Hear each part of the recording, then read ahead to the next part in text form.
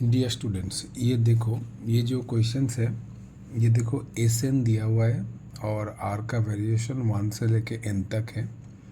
2r³ minus 3r² minus 3r minus 1 by 3⁻r+1। Then which of the following statement is are correct? Is are correct? Option A, if S10 3p minus q³ और 311 तो p plus q12 होगा। If S10 3p minus q³ by 311 then p plus q21 होगा। और limit n tends to infinity Sn का value 1/3 होगा। और एक option दिया है limit n tends to infinity Sn का वैल्यू 2/3 होगा। जो ये जो सीक्वेंस दिख रहा है ये AP में नहीं है, ये GP में भी नहीं है। इसका मतलब इस टाइप ऑफ का क्वेश्चन जो है वो VN मेथड से बनता है। तो अब वो VN मेथड आपको बनाना पड़ेगा। तो देखते हैं। देखो, आपका Sn गिवन है सिग्मा और R के वैल्यू 1 से लेके n तक है और ये 2r³ है माइनस 3r² है माइनस 3r है माइनस 1 है। नीचे आपका 3⁻r+1 है।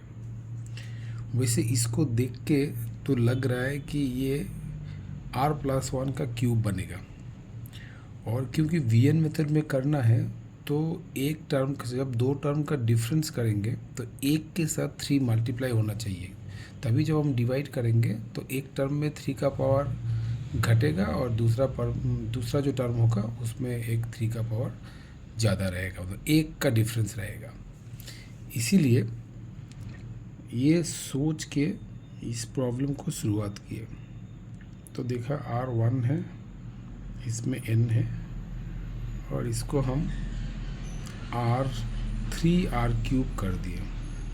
इसलिए किया तो ये माइनस r³ करने पड़ेंगे, तो ये r+1 का होल क्यूब बन जाएगा और ये 3⁻r+1 हो जाएगा। अब हम इसको क्या किए, इसको पार्शियल फ्रैक्शन जो करते हैं वही वाला कर दिए, इससे इसको डिवाइड कर दिए तो ये r³ हो गया और ये देखो 3⁻r हो गया माइनस ये r+1 का क्यूब बन गया और ये 3⁻r+1 हो गया। अब हम किसी एक को नहीं, इसी को हम VR मानेंगे। चलो इसका नाम दिया जाता है कि भाई तुम्हारा नाम VR है। अब देखो ये अगर VR है तो VR-1 क्या हो जाएगा, R की जगह R-1 डाल दो, ये 3⁻r हो जाएगा और ये r³ हो जाएगा। इसका मतलब ये जो सिग्मा था, R का वेरिएशन 1 से लेके आपका n था, इसको आपने बोला कि ये VR-1 है और ये वाला VR है। ठीक है, यही तुम्हारा Sn है। अब यहाँ पर क्या है कि अगर हम 1 डाल देंगे तो ये V0 माइनस V1 होंगे, उसके बाद 2 डाल देंगे तो V1 माइनस V2 होंगे। इस तरह से ये चलता रहेगा। लास्ट में आप n बिठाओगे तो ऐसे रहेगा। तो देखो ये वाला टर्म और ये वाला टर्म कैंसिल हो गया, ये वाला टर्म इसके जस्ट बाद वाला टर्म में कैंसिल होगा, ये वाला टर्म इसके जस्ट पहले वाला टर्म में कैंसिल होगा। इसका मतलब है कि V0 माइनस Vn रहेगा। अब V0 का वैल्यू कहाँ से निकलेगा, VR के पास चले जाओ, यहाँ भी जा सकते हो, कोई दिक्कत नहीं है। VR के पास चले जाओ तो ये 0 डाल दो तो ये आ जाएगा आपका 1/3 और n डाल दो तो ये n+1 का क्यूब आ जाएगा और ये हो जाएगा 3⁻n+1। अब ये आपका Sn तो आ गया।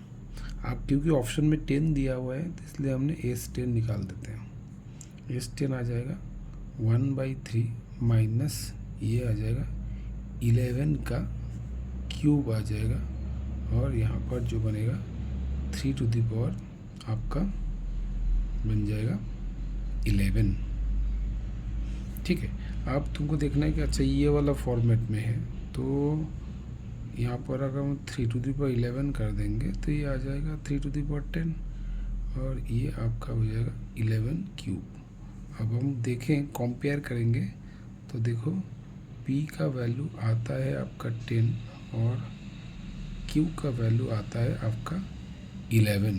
इसका मतलब p प्लस q जो होगा वो आपका 21 होगा, मतलब आपके बी ऑप्शन करेक्ट है।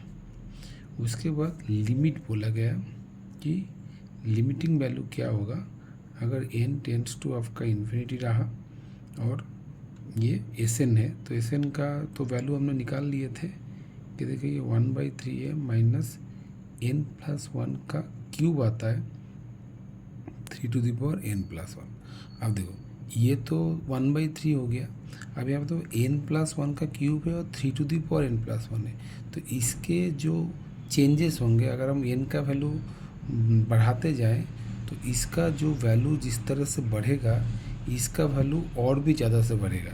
इसका मतलब जितना हम दूर पे जाएंगे इसके इंक्रीजिंग के कंपैरिजन में इनका इंक्रीजिंग बहुत ज़्यादा होगा। इसका मतलब ये वाला टर्म जो है वो 0 पे टेंड कर जाएगा। इसका मतलब इसका आंसर आ जाएगा 1/3। इसका मतलब तो हम लोगों का ये सी वाला करेक्ट हो गया। Thank you.